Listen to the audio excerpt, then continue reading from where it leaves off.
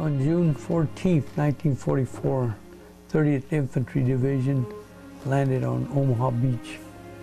I can still hear the roar of the ship's engines, smell of the diesel from the tanks and jeeps preparing to hit the beach.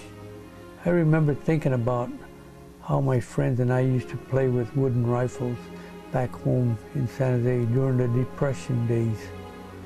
Now it's for real. When Uncle Sam sent me an invitation in 1942, went to Little Rock, Arkansas for my basic training. I was a private in the 170th Infantry Battalion, U.S. Army. We took advanced training and a lot of boring lectures, and more lectures. 8 days after D-Day, the beach was pretty quiet, but there was a lot of activity from supplies coming in from the ships. When I remember most vividly were the crates of ammo, supplies on shore, and those bodies of dead animals littered the countryside. As we were driven toward the front, I could hear the sound of artillery fire. Our unit was going to be placed where needed, I guess.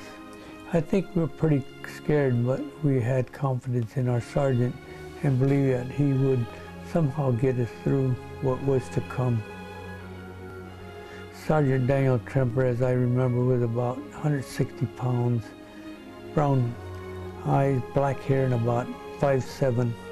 He was a down-to-earth good guy.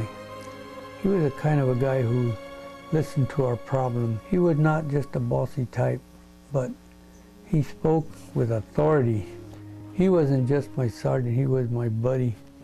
July 7, 1944, about 7:30 in the morning, our squad was moving forward through the hedgerows looking for the enemy as they were looking for us. Sergeant Tremper was by my side as we moved through the hedgerows. I was looking to the right and my sergeant was looking to the left, and he had advised me to look to at the tree that was in the distance.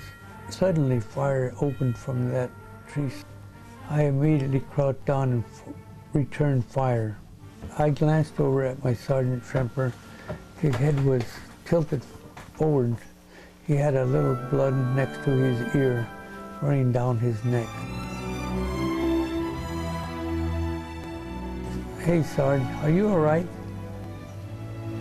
He didn't answer. I continued to fire. At a glance from the corner of my eye, I then realized he was hit. I was angry. When my buddy got hit, I kept firing below the top of the hedgerow. That's what stopped the firing. When we took the other hedgerow, I found the helmet of the German who shot my sergeant. He had a hole in it, and there was blood all over inside. Later we found the soldier. He had a bullet hole in his forehead. I was a sharpshooter and didn't miss many. If I did, I guess the good Lord wanted them to live longer. After firing subsided, I laid him down on his back and straightened his legs out. For my sergeant, the war was over. I felt there was something more I should do for him, but we had to move on, leaving him there on the battlefield. On the morning of July 30th, we were moving through the outskirts of St. Lo when the enemy spotted us. I was hit by shrapnel from a mortar round on the right shoulder, still there to this day. My second wound occurred when the enemy fired at our troop train going towards Mortain. I was stationed in Herbert Tarleton in Le Havre, France until the end of the war.